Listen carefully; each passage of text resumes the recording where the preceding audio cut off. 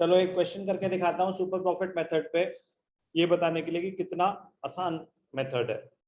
बस ध्यान से क्वेश्चन को पढ़ना है और ऑब्वियसली फॉर्मूला तो पता ही होना चाहिए। The capital of the firm of Anuj and बेनो इज 10 लाख। 10 लाख ईच लिखा है या 10 लाख लिखा है? 10 लाख, तो ये टोटल है। And the market rate of interest is 15%।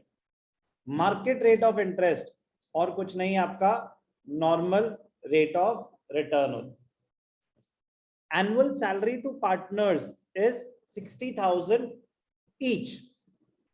Salary के बारे में लिखा हुआ है 60,000 each. The profit for the last 3 years were 3 lakh, 3 lakh 60 and 4 lakh 20. Goodwill of the firm is to be valued on the basis of 2 years purchase of the last 3 years average of super profit.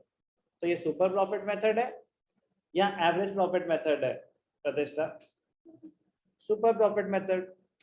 Average तो बताया था ना कि super profit क्या होता है, actual और average minus normal. तो एवरेज तो आपको निकालनी ही पड़ेगी अगर एक से ज्यादा साल लें तो।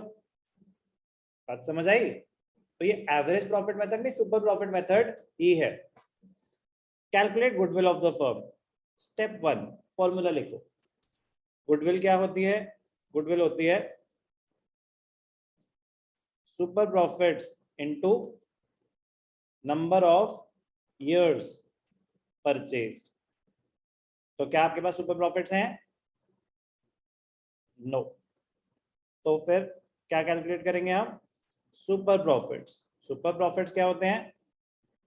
एक्चुअल और एवरेज प्रॉफिट्स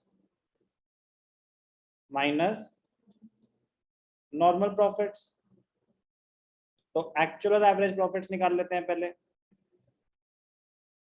एक्चुअल और एवरेज प्रॉफिट्स। अब ध्यान से देखना, बड़ा इंटरेस्टिंग पॉइंट। आपको 3 साल के प्रॉफिट्स तो दे रखा है 3 लाख, 3 लाख 60, 4 लाख 20, तीनों को टोटल किया, डिवाइड बाय 3, एवरेज आ जाती है। बट एक पॉइंट दिया उन्होंने, एनुअल सैलरी ऑफ पार्टनर्स है 60,000 ईच। तो जब हम फॉर्मूला कर रहे थे पिछला, तो मैंने आपको एक कॉन्सेप्ट बताया था रेम्यूनरेशन टू पार्टनर्स वाला, कि अगर रेम्यूनरेशन टू पार्टनर्स गिवन है क्वेश्चन में, ये प्रॉफिट तो नेट प्रॉफिट होते हैं, तो अगर कोई रेम्यूनरेशन है पार्टनर्स की तो वो माइनस करनी होगी आपको to calculate the average maintainable profits. Remember Pratishtha? Yes और नो? Not sure. क्या लॉजिक दिया था कि अगर ओनरशिप चेंज हो रही है तो वो काम किसी और को करना पड़ेगा, तो वो है तो एक तरह से सैलरी है ना, तो पार्टनर्स नहीं है तो एम्प्लॉय होंगे, तो वो खर्चा हो सकता है हो, तो वो आपके प्रॉफिट्स को रिड्यूस करेगा। अभी माइनस क्यों नहीं हो रखा? क्योंकि तो नेट प्रॉफिट है और salary to partner, remuneration to partner एक अप्रोप्रिएशन होती है, तो ये अज्यूम किया जाता है कि अभी इसमें से माइनस नहीं हो रखा, आपको करना। तो 60,000 ईच है, 2 पार्टनर्स हैं, तो सैलरी 1,20,000 होगी रेम्यूनरेशन, तो तीनों साल के प्रॉफिट में से आप क्या माइनस कर देंगे? 120। 60,000 ईच लिखा है ना बेटा, 60,000 ईच है तो 2 पार्टनर्स हैं, दोनों को 60-60 मिल रहे हैं, तो टोटल रेम्यूनरेशन तो 120 हुई। तो चलो, तो प्रॉफिट्स क्या हो जाएंगे? 3 लाख माइनस 120। दूसरे साल में क्या होगा? 360 माइनस 120। और थर्ड ईयर में क्या था? 420 माइनस 120। तो 3 लाख माइनस 120 क्या होता है? 180। 360 माइनस 120 क्या होता है? 240। 420 माइनस 120 क्या होता है? 3 लाख। कोई भी डाउट? अब इसकी एवरेज कैसे निकलेगी? इनका पहले टोटल निकाल लेते हैं। 3, 5, 6, 720।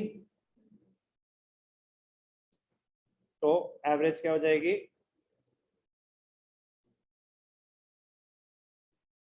Average profits 7,20,000 divided by 3,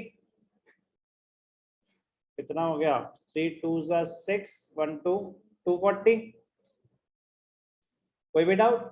average कैसे निकली समझ आ गया? कितना छोटा सा पॉइंट था रेम्यूनरेशन का, वो पता होगा तो ही सही होगा, वरना गलत हो जाएगा। एवरेज प्रॉफिट्स आ गए। अब ये नॉर्मल प्रॉफिट्स क्या होते हैं? नॉर्मल प्रॉफिट्स का फॉर्मूला क्या है? नॉर्मल प्रॉफिट्स हैं कैपिटल एम्प्लॉयड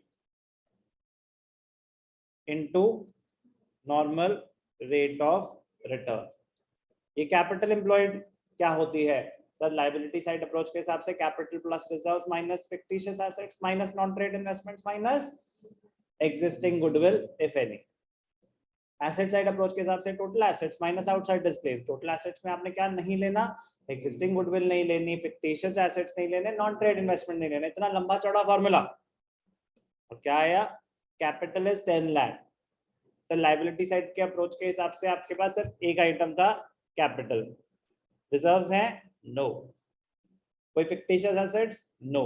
कोई नॉन ट्रेड इन्वेस्टमेंट्स? नो। कोई एग्जिस्टिंग गुडविल? नो। तो वो सब जीरो है। तो capital will be equal to capital employed.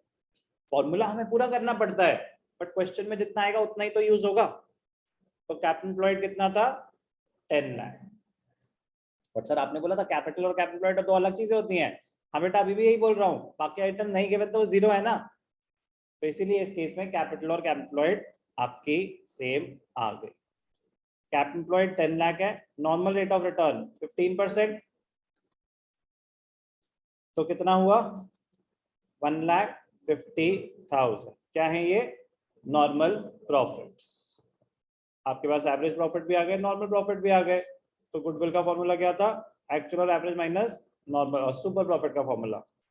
तो ध्यान से देखेंगे, सुपर प्रॉफिट्स एक्चुअल और एवरेज कितनी आई थी? 240, नॉर्मल प्रॉफिट 150।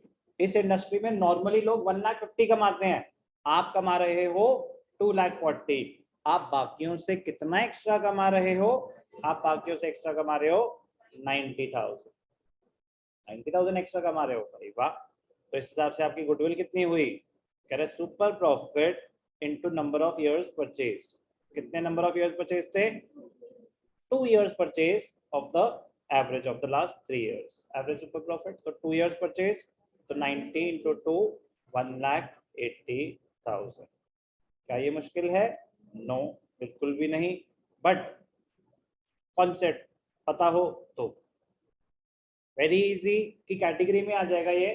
कुछ क्वेश्चंस करने के बाद, आपको लगेगा कि यार ये तो बहुत ही आसान, इसमें तो सब कुछ गिवन है, हमें तो बस पुट करना है। थोड़ा सा बस मैं कह रहा हूँ कि दिमाग क्या लग जाएगा, क्या उनके पास ज्यादा ऑप्शन है? नहीं है। सिर्फ कैपिटल एम्प्लॉयड निकालने के वो क्वेश्चन को थोड़ा सा कॉम्प्लिकेट कर सकते हैं।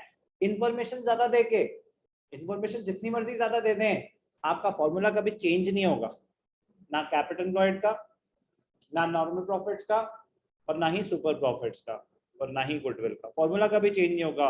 आइटम जितने ज्यादा होंगे, आपको उतना ज्यादा ध्यान से क्वेश्चन को करना होगा। ओके, इजी है, इजी रहने देंगे। क्या करा मैंने? क्वेश्चन 15 टीएस ग्रेवाल का, based on super profits method of valuation of goodwill.